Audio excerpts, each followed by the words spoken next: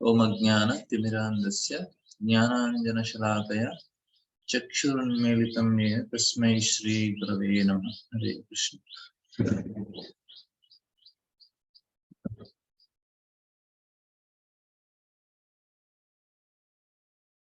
Here we have discussed Kunti Maharani's prayers, and after hearing Kunti Maharani's prayers, Krishna just gives a smile. He does not make any comment. Even Lord smile also, because he is just accepting whatever you said. Accept. This is what, and that is how Lord is reciprocating. And this is he reciprocation with Kunti Maharani. We'll see how he reciprocates with Yudhishthira Maharaj. This is another nice pastime. In this chapter, Krishna is reciprocating with Uttara, Kunti Maharani, and Yudhishthira. Even though the story we all know, but what Lord does is very important for us to understand. And of course, in next chapter, he will reciprocate with Bhishma Dev.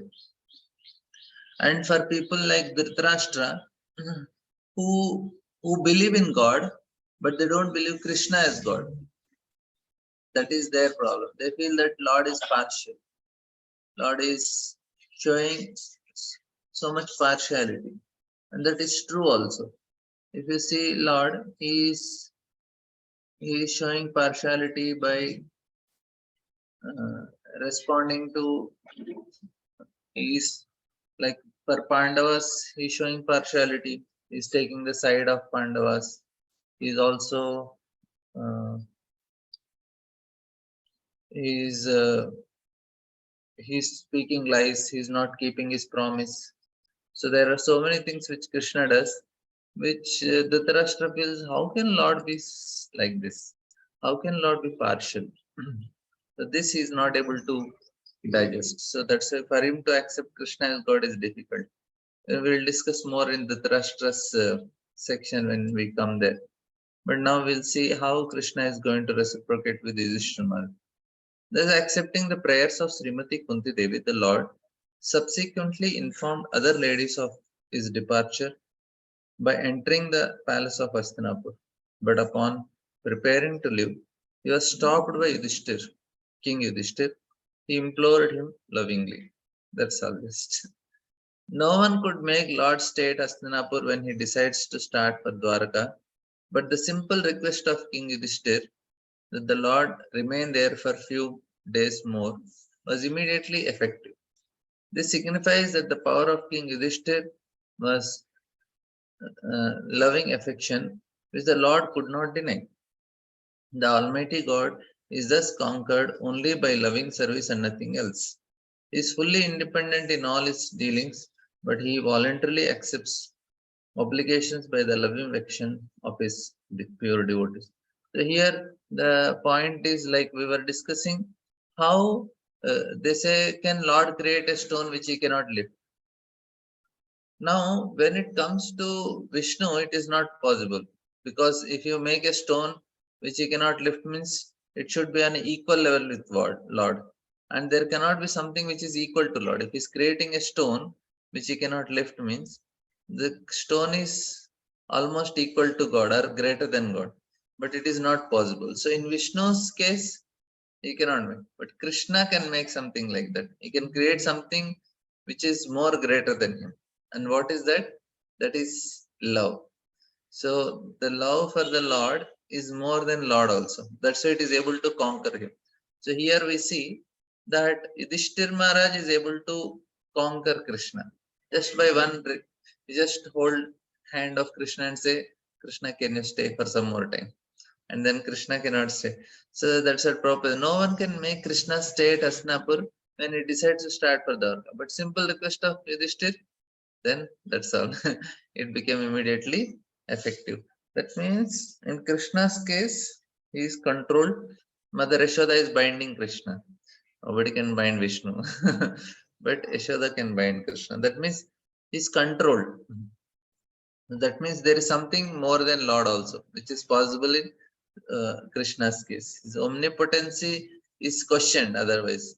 But in this case, omnipotency, that means there is nothing greater than him, but still there is something.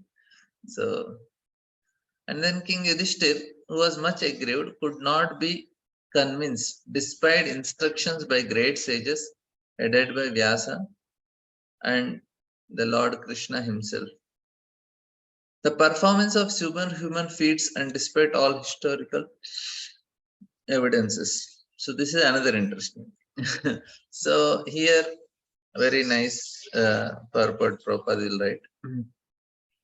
But here another thing is, now Lord is not able to do something. What is that? If Lord is not able to do something, it is questioning his omnipotency. But why he is not able to do something? Because he wants Bhishma to do it. So something which Krishna cannot do, Bhishma is doing. Why Lord want to do it? This is also same thing. To glorify his devotees. This is the main reason. He wanted Bhishma to be glorified. This is I also cannot. So now and Yudhishthir Maharaj is kept in that situation, and even Vyasa Maharshi. And not that Yudhishthir is very emotional, sentimental person. No, he's very rational person, is very intelligent also. And if what happens is sometimes people are emotional, even though no matter how much logic you give, how much evidences from Shastra you give, and no matter how much we give, it won't work only. Like some people, and especially when there is relation between two people and there is so much fight and other things, then you try to logical excellence, see, this is how it is, and this is how it is. It won't work only. And some places when there is uh, people are what do you call, they are in relation with somebody and you have to convince them, no, this is not good, bad. You have to work on your career or whatever you try to tell them. It is, boy is good or bad, or whatever, girl is good or bad. It won't work only because they are on completely emotional state. Logic don't work. So that means you cannot change them much. And it's not possible also because it's not like, no, I can lift my hand and no, I can do it up down. But when it comes to heart, it is not like that. You cannot just remove it from one place and keep it another way. We should not we cannot force also. We just have to try to help little bit to understand what they are going through. And sometimes they understand but they cannot do also. They know it is wrong but they cannot do that also. We should be very clear. So here also Yudhishthira Maharaj, and in this case of Yudhishthira Maharaj, it's not that he's very emotional, sentimental, but his heart is not changing only. It's so much feeling. That's what Krishna is going to tell. The pious king Yudhishthir was mortified because of the mass massacre of human beings in the battle of Kurukshetra, especially on his account. Duryodhana was there on the throne and he was doing well in his administration. And that is true also. But Duryodhana was also feeling he is following Dharma. Dhritarashtra is also feeling they are following Dharma. But Krishna wanted something higher Dharma to be established. Not that Duryodhana is completely uh, very dangerous dictator or autocrat ruler. No, he was also doing quite well because he also want good name and all. But there is some higher principles which Krishna wanted to establish. That's why. So, and in one sense, there was no need of fighting. That's what Yudhishthir is thinking. But on the principles of justice, Yudhishthir was to replace him.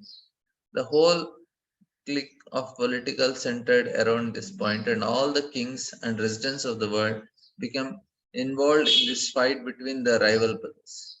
Lord Krishna was also there on the side of King Yudhishthir. It is said in the Mahabharata, Adi Parva, that some 640 million men were killed in the 18 days of Battle of Kurukshetra. The millions and millions were missing.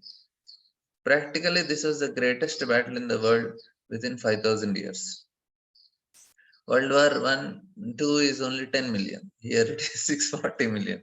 So quite a big number compared to World War Two. Also, this is a big world. Actually, what happened is all the Kshatriyas were brought at one place, and 18 days they were all finished. Then there were no Kshatriyas to rule.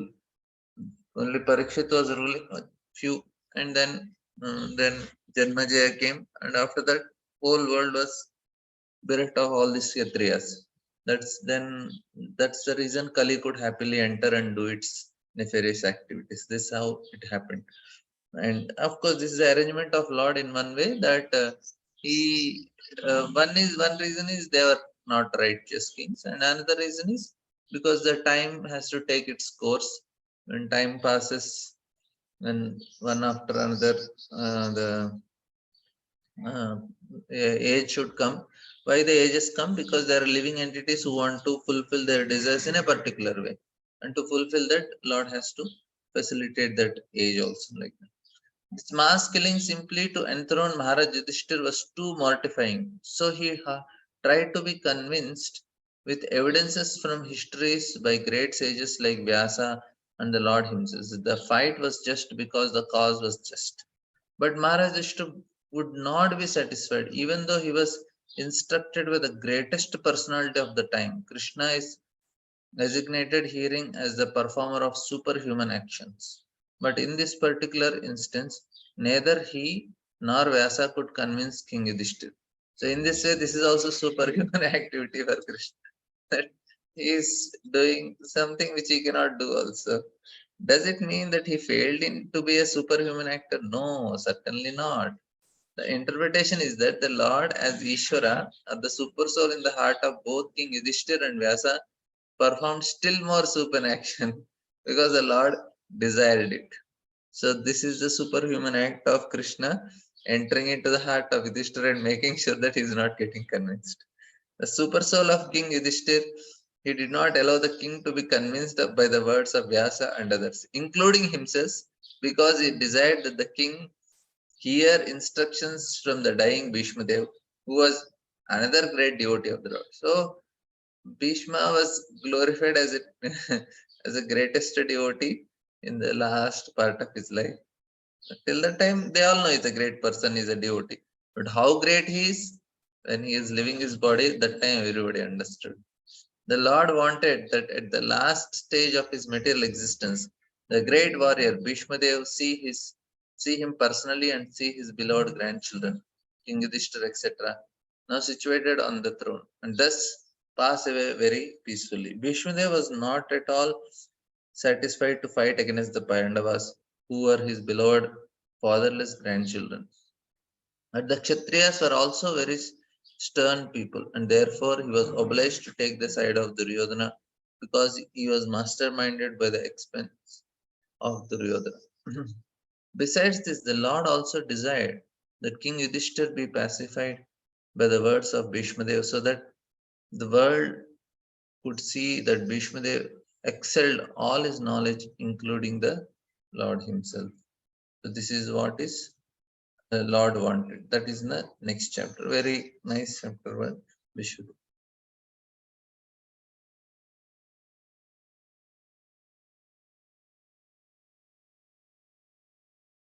So aharaja dharma sutas chintayan suhudam vadam prakrite atmana vipra sneha moha vasham gataha. King Yudhishthir, son of Dharma, overwhelmed with the death of his friends, was aggrieved just like a common materialistic man. O sages, thus deluded by affection, he began to speak.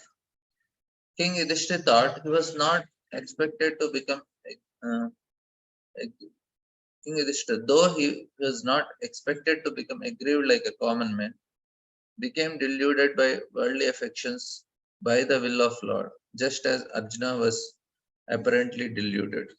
A man who sees knows well that the living entity is either the body nor the mind, but is transcendental to the material conception of life. The common man thinks of violence and non-violence in terms of the body, but this is a kind of delusion. Everyone is duty bound according to one's occupational duties. The Kshatriya is born to fight for the right cause, regardless of the opposite party. In such discharge of duty, one should not be disturbed by annihilation of the material body, which is not only an external dress of the living souls. All this was perfectly known to Maharaj Yudhishthir, but by the will of Lord, he became just like a common man because there was another great idea behind this delusion. The king would be instructed by Bhishma as Arjuna was instructed by Lord himself. So here, another important thing is what happens when Yudhishthir Maharaj he was mortified, and then he was going through, means he was about to sit on the throne, and he was walking, and was nicely, actually was going in the chariot, and so all the citizens of Hastinapur was around him, and they're on the both sides, and so many Brahmanas, they were chanting and all. That time, one Brahmana comes and he says, I am representing all Brahmanas, and I tell that you he's actually, he says, you are the most sinful. Because of you, all these things happened. Because of you, so many women became widows, and some lost their sons, some lost their brothers, and some lost their fathers. So this is all because of you, and because of your greed, this happened. And you will, and he just says so many things, and then all the Brahmanas, they became very upset with this Brahmana and they immediately curse, and he falls dead there.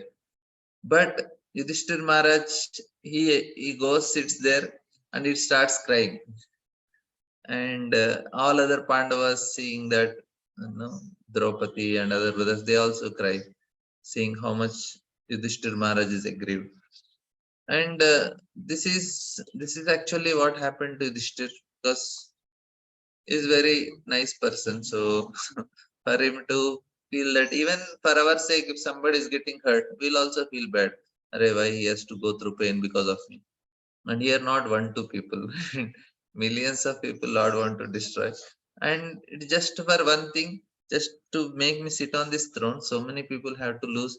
And they are all crying also. It's not that they're feeling separation from their loved ones and they're crying.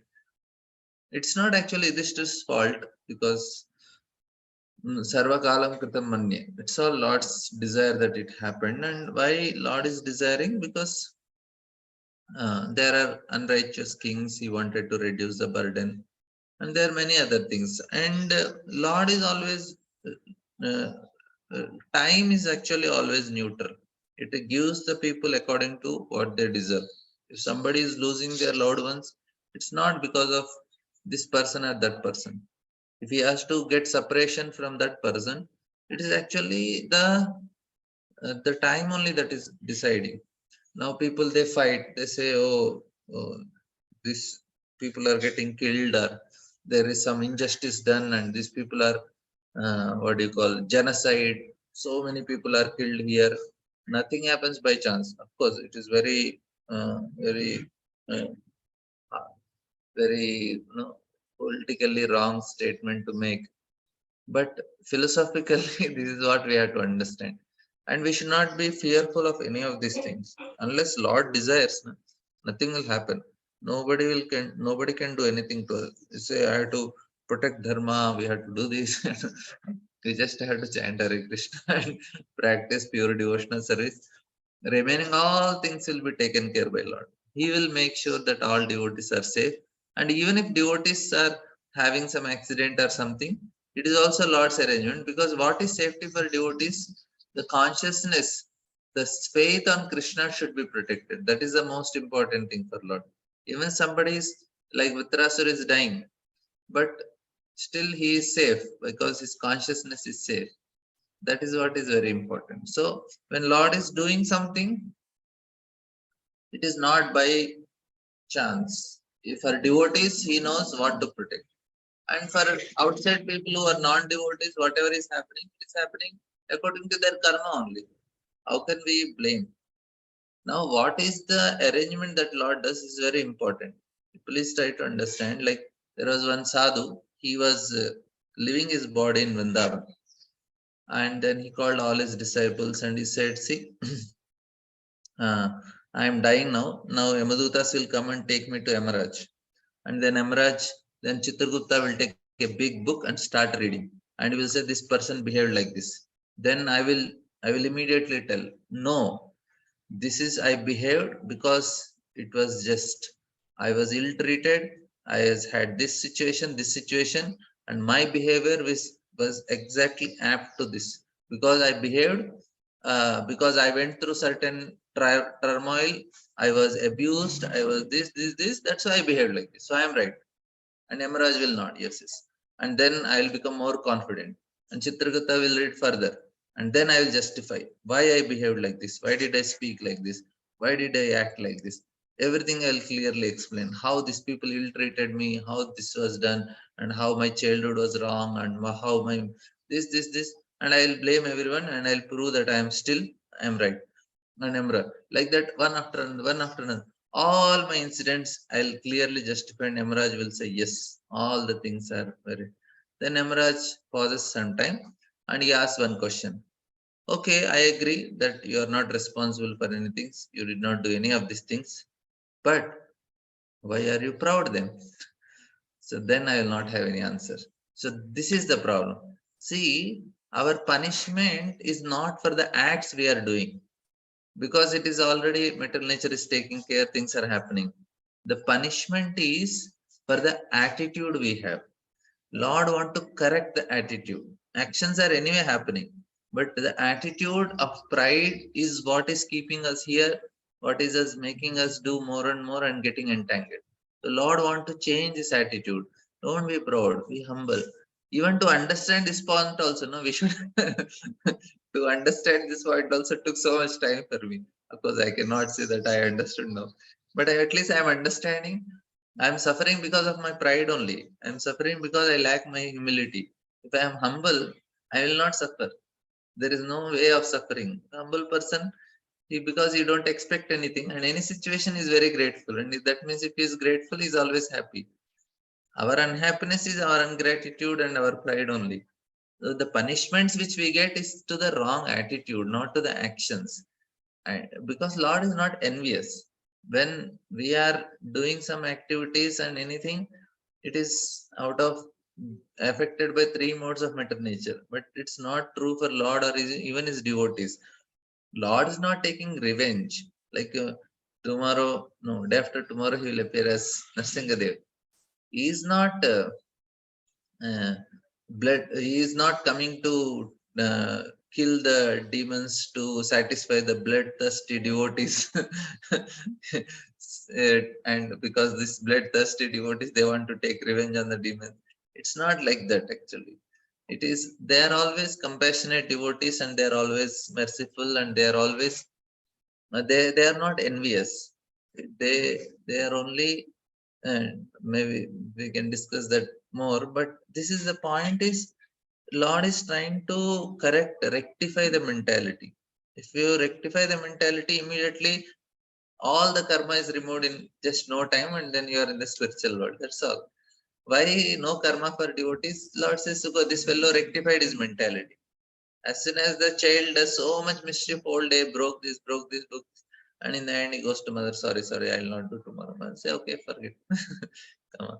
So same thing. Lord is very compassionate. He's not taking. He didn't want to prove. Okay, I will show. If you go away from me, na, I'll show you what will happen to you. It's not like that. So here, anything that is happening in this world, it's not that Lord is very cruel and want to take revenge. It's not like that. And something is happening to any living entity, it is their own karma. And to kill the demons and all, Lord does not come. So here, if you see, he need not come only, they will kill themselves. And Lord is coming. He is just to perform his lila to attract the living entity so that we will appreciate him. Of course, it's much more difficult.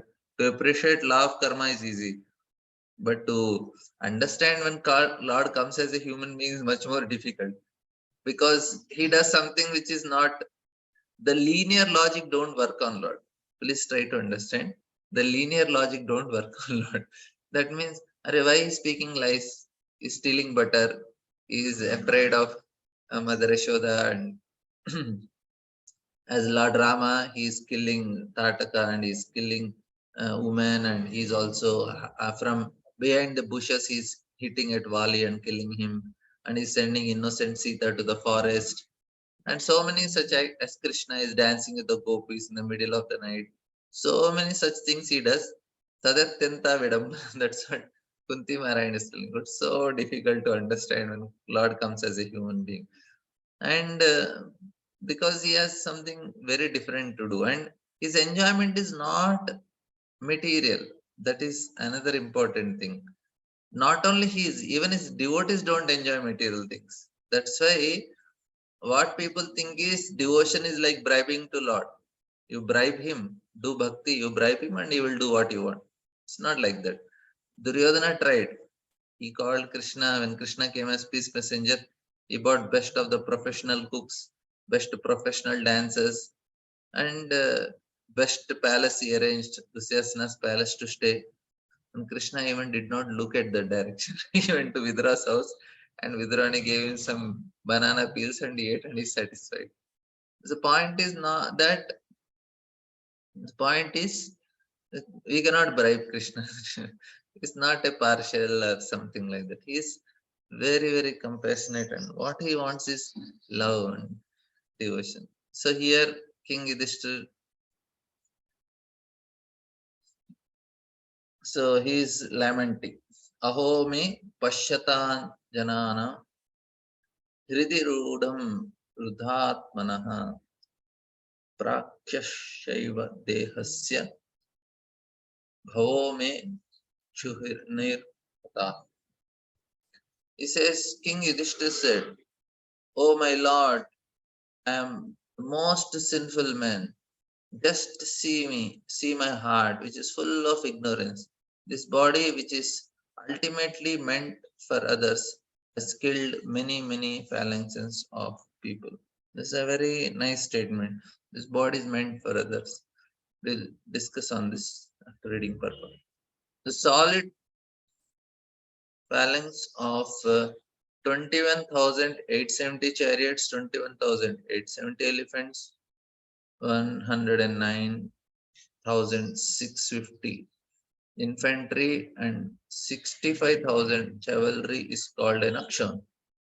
And many akshans were killed on the battlefield of Kurukshetra. Maharaj Yudhishthira, as the most pious king of the world, takes for himself the responsibility for killing such a huge number of living beings because the battle was fought to reinstate him on the throne. This body is after all meant for others. While there is life in the body, it is meant for the service of others, and when it is dead, it is meant to be eaten by dogs and jackals and oh. He is sorry because for such a temporary body, such a huge massacre was committed. This is actually true. We are all actually meant for serving others. We are meant for others only. That's how our constitutional position is. We are meant to serve. If you independently try to enjoy, then all the problem comes. That's what is Krishna is trying to tell in the third chapter of Bhagavad Gita also. We are meant to perform sacrifice. Yajnartha karmano anyatra lokoyam karma bandhana. If your life is not like a sacrifice, yajna, anyatra lokoyam karma bandhana. We will be just caught up in this metal world. We can never come out of it. This selfish mentality is what I like, I don't like. If anybody lives by the principle of I like, why are you doing I like it? Why are I don't like it? So if they are living, this is called sin. Sin is very simple to define. What is sin? I like, I don't like. If that is what is our life, it's full of sin only. And some people are dharmic people, they say, okay, what is right, what is wrong, dharma, adharma, they will live by that. Even if I don't like also, if it is dharma, I will do it. Devotees, whatever Krishna likes. What happens is, we devotees, they don't even follow dharma also. In the name of saying pleasing Krishna, they do whatever they like. So that way, they become sometime like even outside people's, they follow, they are afraid to do some sin. They say, because they want to enjoy in this metal world, they know if I do sin, then I'll lose some things. That's why they don't do. If they say a word, they keep it also. They say, if I do something wrong, I will lose my uh, opportunity to enjoy. I'll get reaction for it, and they try to be little more careful. But devotees, they say, for Krishna's sake, I am doing all for Krishna's sake, and then they do little more, sometimes more degraded than. They don't keep words, they cheat, they don't care, they're not responsible. All these things in the name of Krishna. This is actually not right. We have to be a little more responsible also. And this happens if somebody is in management and all, they can see all these things. Say, Arey, like outside people, if they say, they are little careful. Arey, we can catch them also. Arey, you made a word, how can you do it? Some righteous people are there. They say, yes, yes, yes. And they will try to keep the word. Devotees, they say, Prabhuji, for Krishna's sake, I told like that. Now I'm changing. So it's not. But the main important point is we are meant for others. Yajnartha. Yajna means sacrifice. Sacrifice means it's not for me. So the selfish mentality makes us continue to remain doing sin. And when we do sin, our ego will increase. The ego is the covering. More and more covering comes. The punishment is that the punishment for sin, the greatest punishment is the ego increases. And ego increases means identification with body and mind increases. And because of that, person is lonely, and person also has fear of death. These are the things that happens for a person. More and more person becomes fearful, more and more he feels insecure, because he's more and more confined, na? If you are having more and more walls around, then you cannot access what is outside world. This is actually what is happening. And these people, when they see Lord also, they see uh, uh, with the mirror of their own consciousness. So they see the Lord in that mirror of their consciousness, which is distorted. They cannot see. It's all blur, or it's all deformed. This is actually what happens. Then they start blaming Lord. Why Lord is like this? Why universe is like this? All these things happen. So the point is, we have to understand that this sinful mentalities when we live for ourselves. That's all. Let's say I live for my family. Even that is also in one way selfishness, because my family. We have to know it is Krishna's gift to me. I just have to serve them. If I say I am serving my family, means I want to enjoy whatever I get from it. I want to enjoy this relation. I want to enjoy that affection I get. I want to enjoy being the master of my family. I want to enjoy being, control of family. It is not that way. Ev- Everybody should serve. Father should serve the children and his guru. Children should serve the mother and father. Mother should serve the husband. Wife should serve the husband. Everybody need to serve. Husband should serve guru. So everybody is serving only. That's how life should be, sacrifice. It's not that you will not get enjoyment. That's what Krishna is telling. See, I have created, these demigods and then humans and demigods, and the act of sacrifice and doing parasparam bhavayanta. So when you start shreyam param avapsasi, when you uh, do the sacrifice, please the demigods, you will remain happy and achieve liberation. Both Krishna is telling. Even if you want to live happily in this material world, we need to perform sacrifice. That is the point. And without that, we cannot achieve any happiness also. Even material prosperity also, we need to perform this sacrifice. This is what is Krishna is trying to. We are meant for others. If this is a very simple thing, very difficult to understand and apply. If somebody understood this, he is very fortunate. He says, yes, I am not for myself, I am for others. Then he will be saved very easily. People, everybody has this, will I be saved? They say, yeah, come to our organization, you just become an official member, you believe in this and you are saved. You are not saved like that. We will be saved when we change our attitude from selfish mentality to sacrifice. Then we are saved.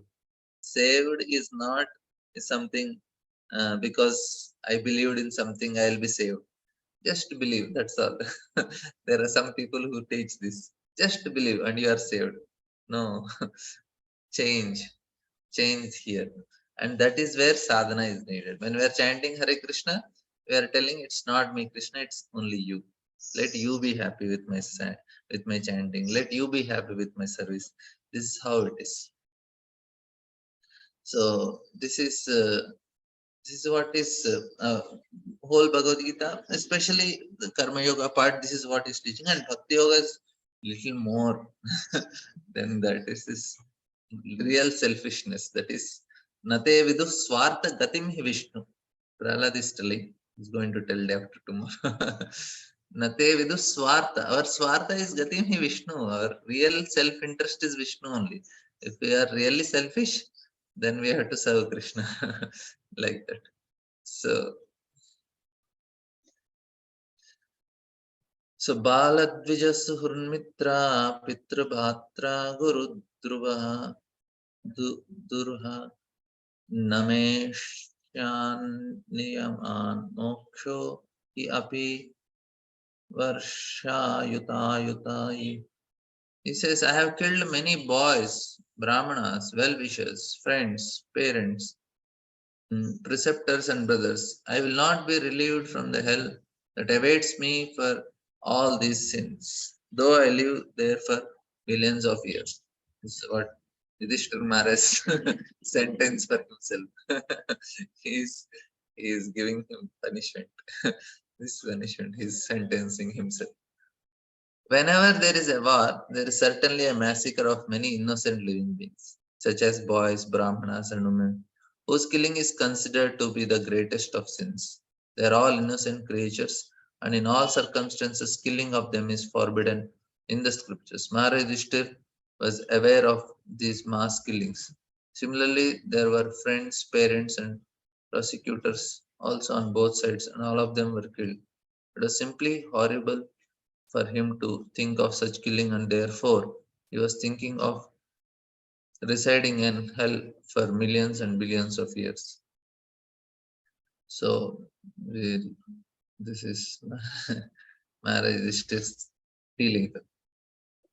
He says, there is no sin for a king who kills for the right cause, who is engaged in maintaining citizens.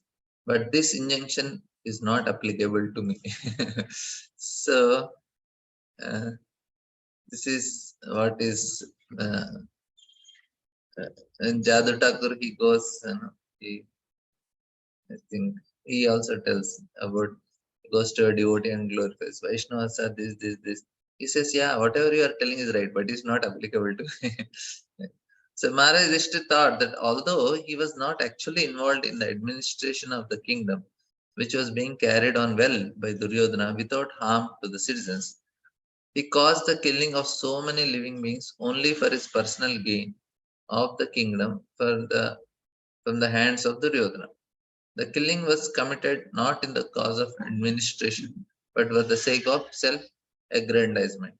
And as such, he thought himself responsible for all the sins. This is what Yudhishthira Maharaj is feeling. And it is correct to some extent that Duryodhana was ruling, but Krishna wanted little more higher rules to be established. And there were some things which Duryodhana really did very wrong. He insulted Draupadi in public. If king is doing something in public and he's insulting a woman in public, he's setting a very wrong standard for whole society. And any person will justify. Okay, if Duryodhana is insulting a woman in public, what is wrong if I do it? So they will justify their misdeeds, and that will be a great harm to the society. It will cause all these problems. And also, now, what are reasons Arjuna gave in the beginning of Bhagavad Gita?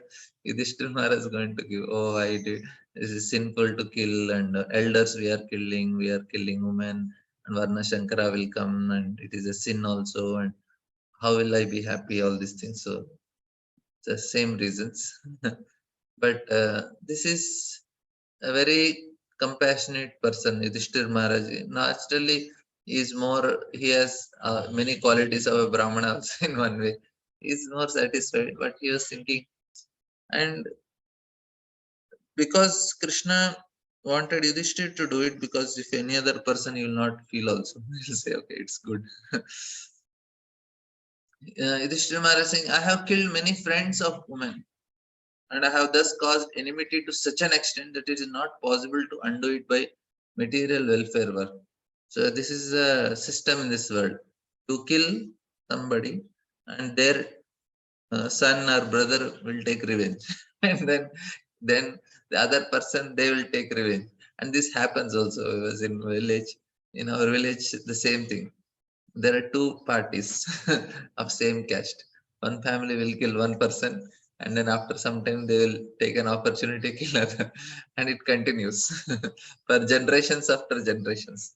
Then they will say, okay, we are complete enmity with this family because, and this is true. So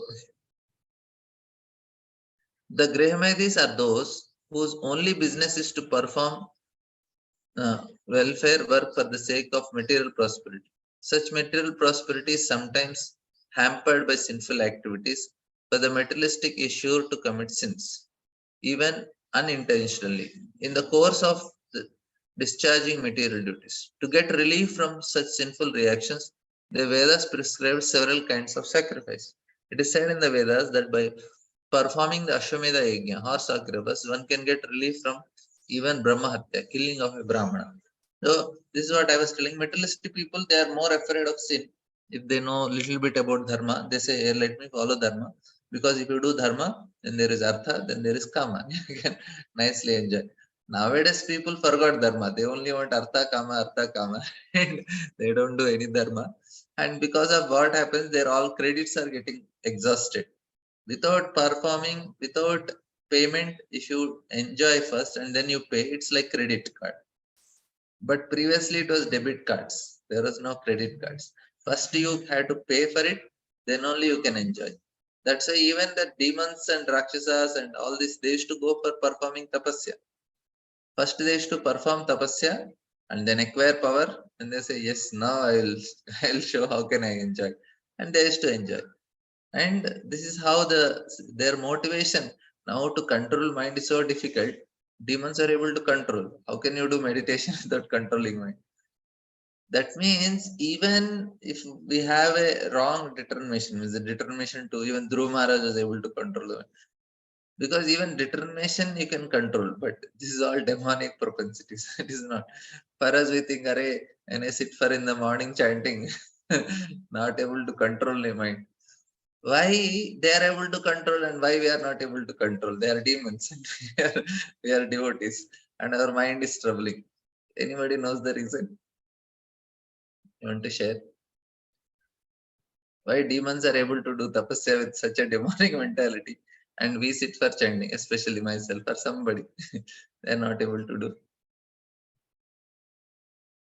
Okay, I'll give my my understanding. What happens is we actually work on our ego. They are actually boosting their ego. That's why it cooperates.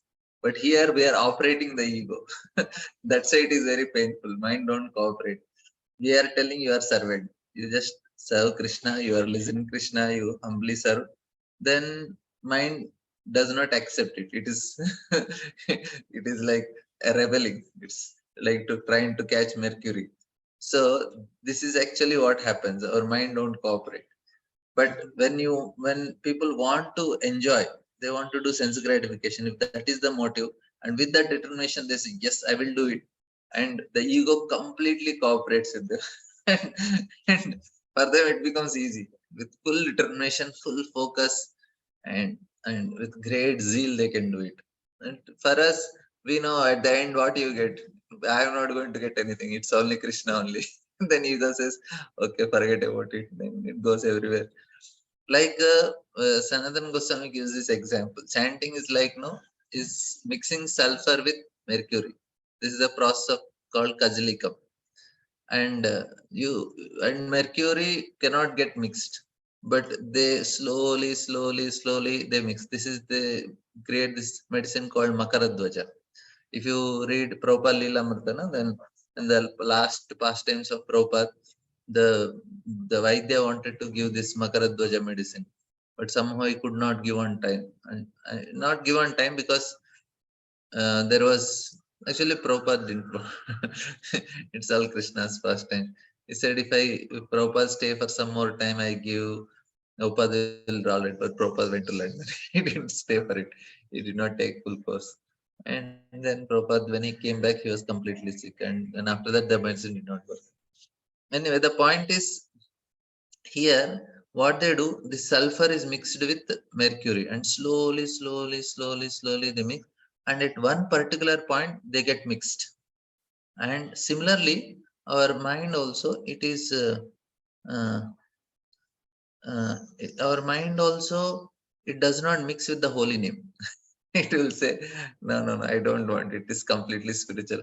Give me some Netflix or Amazon Prime or YouTube or any Instagram is also okay.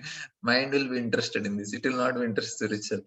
For this, there is so much determination. People go late nights and whatnot they will do, and all night they are enjoying. But when it comes to spiritual, mind says no. It's like sulfur mixing with me. But slowly, when we chant, one fine day it holds. Then mind default it always chants. So as soon as you wake up, no other thought will come. You're just chanting in the mind. Chanting is like it's just switching on the line. Chanting is Hare Krishna, Krishna Krishna, Hare Hare, Hare Ram, Ram, Hare Krishna, Krishna Krishna, Hare Hare Ram, Hare Hare. This is actually what happens. So our mind, because it is operation on the ego, that's why it is difficult. So here people do such yajnas and all because they have a great determination, they great enthusiasm to fight. Enjoy in this material world. But for us, we want to serve. We are exactly going opposite direction of our ego, mind, buddhi. Everything is in one direction. We want to take it different direction. That's why it becomes difficult. But if for sense gratification, yes. Yudhishthir Maharaj performed this Ashwamedha Yajna, but he thinks that even by performing such yajna, it is not possible to get, not one, he performed three, get relief from the great sins he committed by killing the friends and relatives of innocent. In war, either a woman's husband or brother or even father or one son go to the fight. And when they are killed, a fresh enmity is created. And thus the chain of actions and reactions increase, which is not possible to be contracted even by thousands of Ashwamedha yajnas. Because what happens, there is a revenge. They say, the son will ask, Mama, where is my father? Beta, this fellow killed. Beta will say, yes, Mama. And I will take woe at your lotus feet. I am going to take revenge for my father's death. That's all. And then continues. So this is what is Yudhishthira Maharaj is afraid. The way of work, karma is like that. It creates one action and another reaction simultaneously and thus increases the chain of material activity, binding the performer in material bondage. In the Bhagavad Gita 9.27 to 20, the remedy is suggested that such actions and reactions of the path of work can be checked only when work is done on behalf of Supreme Lord. The battle of Kurukshetra was actually fought by the will of the Supreme Lord Sri Krishna, as it is evident from his versions. And only by his will was Yudhishthir placed on the throne of Hastinapur. Therefore, factually no sin whatsoever touched the Pandavas, who were only the order carriers of the Lord. For others who declare war out of personal interest, the whole responsibility lies on them. And this is Krishna wanted Pandavas to become king. It's not that they were they were ready with 5 villages also, but Lord does not want. And he's going for the peace message. Yudhishthira said 5 villages, we'll compromise. And then Draupadi comes. Even Bhima also says compromise. Draupadi comes, Krishna says, no compromise. Don't worry, war will happen and things will happen. So, of course, even if Krishna tells Draupadi compromise, she would have compromised. But she just went according to her nature. And Yudhishthira Maharaj's nature was he was peaceful. Yudhishthira Maharaj's nature was he don't want to take, he don't want to speak lies. But Krishna want him to speak lies, Krishna want him to kill, Krishna want him to rule. And then Yudhishthira Maharaj surrendered. Let's say they are very malleable. That's what Krishna is going to tell. Why Pandavas? Because they are so malleable. Whatever way Krishna wanted, Pandavas did it, even though it is against their nature. That's what is where surrender comes. So it is said, as it is not possible to filter muddy water through mud or purify wine stained pot with wine, it is not possible to contract killing of man, sacrificing it. This is Dishtarmara's conclusion. And now that's what some statements, when are told in an emotional state, you cannot accept it. Now, this last two shlokas, if you see, no matter how much you do Ashwamedha Yajnas, it will not contract. And Shastra is telling it will contract. Yudhishthira is telling no. Because Yudhishthira in an emotional state. With that emotional state, he is telling no, it will not possible. I have to go to millions of years to hell, and no, it will not happen. We have to understand he's in an emotional state. So you cannot take this statement as the literally. No, this is true. No, it's not true. So Ashwamedha Yajna or Gomedha Yajna sacrifices in which a horse or a bull is sacrificed were not, of course, for the purpose of killing the animal. So Krishna, Yudhishthira, no, you are killing another animal to contract this killing. How will it happen? But you are not killing for the sake of killing. Lord Chaitanya said that such animals sacrificed on the altar of Yajna were rejuvenated and a new life was given to them, and were just to prove the efficacy of the hymns of the Vedas. By reciting of the hymns of the Vedas in the proper way, certainly the performer gets relief from the reactions of sins. So it is happening. For Yudhishthira, he said, no, it will not happen. But in case of such sacrifices improperly done under inexpert management, surely one has to become responsible for animal sacrifice. In this age of quarrel and hypocrisy, there is no possibility of performing the yajnas perfectly for want of expert brahmanas who are able to conduct such yajnas. Maharaj Yudhishthira therefore gains a hint to performing sacrifice in the age of Kali. In the Kali Yuga, the only sacrifice recommended is the performance of Harinam Yajna, inaugurated by Lord Sri Chaitanya Mahaprabhu. But one should not indulge in animal killing and contract it by performing the Harinam Yajna. Those who are devotees of Lord never kill an animal for self-interest. And as the Lord orders Arjuna, they do not refrain from performing the duty of a Kshatriya. The whole purpose, therefore, is served when everything is done for the will of Lord. This is possible only for the devotees. Thus, in the Bhaktivedanta purport of the first canto, 8th chapter of Srimad Bhagavata, entitled Prayers of Queen Kunti and Parikshit Saves. Of course, there are so many other things which I could not discuss. Already I spent so much time on this chapter.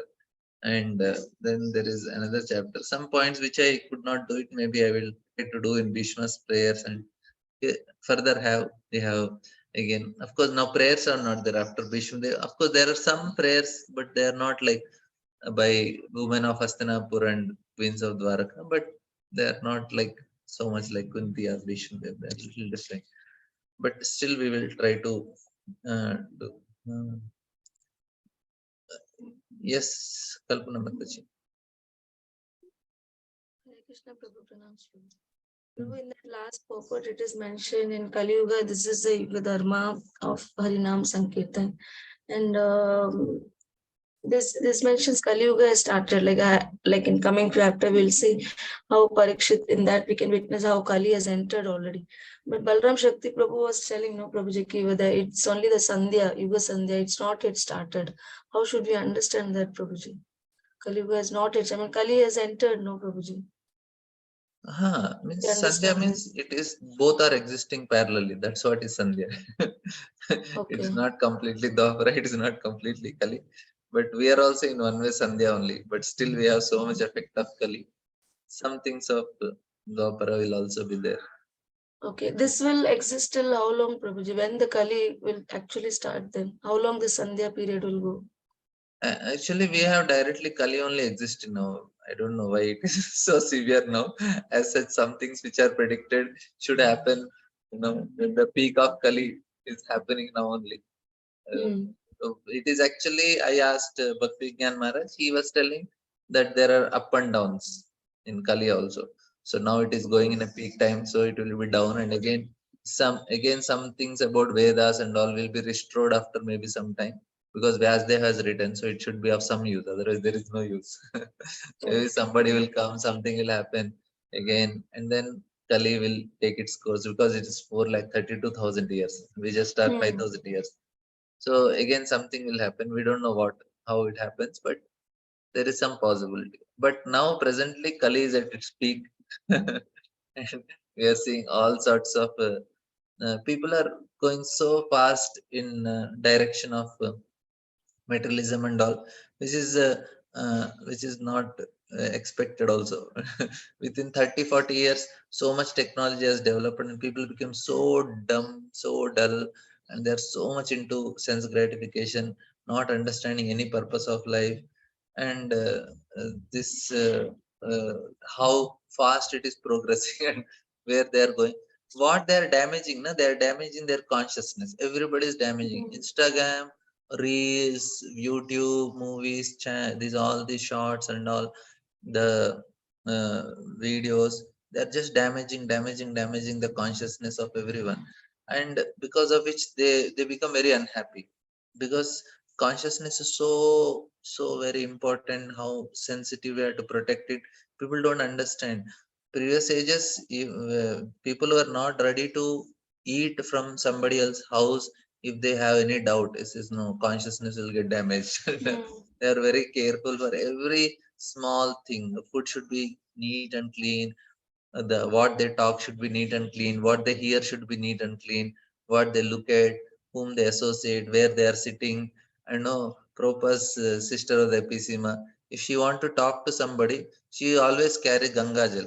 So she used to take water, Ganga Jal, sprinkle on that person, and then talk to them. So first to purify the person, wherever she used to sit, she used to put Ganga Jal and sit. So she want to everything clean only. She didn't want to spoil her consciousness. So Who is that, there are Prabhuji? people. Who is that? Prabhupada's sister, Pisima. Okay. so, so they are very careful in having proper consciousness. They don't want to spoil their consciousness. They want to talk with good people, proper and everything. So, but people now, they don't understand the value of consciousness. They just early morning they wake up, they open their mobile and see what are the latest post in Instagram or Mm. whatever, and then that completely spoils it. And then they sit for chanting means, and all chanting will be Facebook Prabhuji, chanting. what is the reason behind our people are now understanding, even though they're having the setback of misusing their intelligence, why so much they are using their intelligence in developing these material things rather getting using their intelligence to understand spiritual matters? What is the reason so much? I mean, I just heard recently also there'll be going to be have a robot through artificial intelligence. Those robots will prescribe medicines to the patients. There'll be no more, so much this virtual platform has come up. The robots will give better prescriptions than doctors. And why they are, it is going to be an utter failure. How the vaccines had an utter failure. Why they are going against, I mean, what is that which is motivating and leading them? Only one thing, because now what happened is, till industrial revolution, even in Europe also, people had some purpose in life. Now they don't. Mm. They have only one purpose: how to enjoy. Then, Okay. because this is the purpose, anything that makes me happy, I will do it. Previously, it was not like that. Even in Europe and other countries, uh, India was came recently, but in Europe and other countries also, previous to this industrial revolution, people were responsible. Now people are not responsible. They are responsible for their life. They know there is something higher. I just have to live Mm. according to the rules, and I have to live for others, and then it will make me happy. This is what was the rule even just 300 years back within you. After industrial revolution came and industries start coming, and people become more and more greedy. And Mm. there are two things that is happening.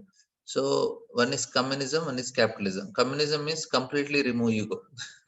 then people don't know what is their identity and it is a failure. And now another thing is you just boost your ego to the maximum limit. That is what is capitalism. And then you are trying to increase so much of the ego, and people are becoming insane. They are not understanding what to do. And all these things are just one reason, because they feel my life is to enjoy, and they so much identify with their body and mind. I have to satisfy my body or I have to satisfy my mind, and that's all. Whatever gives pleasure to me.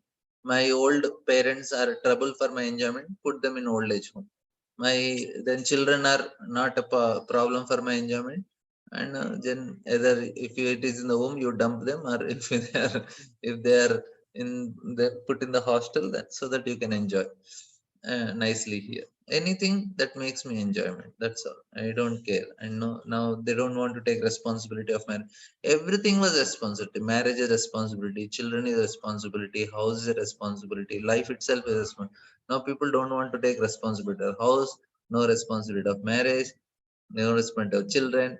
They don't want any responsibilities. I earn and I enjoy. I earn, I do some money, enjoy them, that's all. So this is what is America. And for America, that's why they are very lonely people, because they want to enjoy. So no relationship, because relationship means responsibility. They don't want it. If you have to That's take, what we could see so much of psychosomatic disorders, Prabhuji. These days, so many psychosomatic disorders are coming up yeah, because of such kind of balance, because they do not go along with the nature. So they go against nature, so many diseases which really do not have an answer. yeah, Thank you, Prabhuji. Thanks a lot. Hare Krishna. Pranams. thanks. Hare Krishna. So any questions, comments? We'll end. So tomorrow we will start with new chapter, passing away of Bhishmadev. Some things which I could not cover in this chapter, there are some things which will do in Bhishmadev. Like that, we'll try some. We'll have nice discussions on some of the important understandings, and this is actually very helpful for our developing faith on Lord. There are certain very fundamental questions we need to always clear ourselves, which anytime anybody asks, we should have answer for it. At least we should theoretically know. We may not be able to convince them, but at least we should have answer for ourselves. There are some very important questions which Kunti Maharani answered, actually many of them. We could not discuss few of them. We will try to do Bhishmadev. Bhishmadev is also going to answer very, very important questions. So please be let's continue. Thank you all very much for your attention. Hare Krishna. Srila Prabhupada ki jai, Kunti Maharani ki jai, Dishtil Maharaj ki jai, Srila Prabhupada ki jai. Hare Krishna.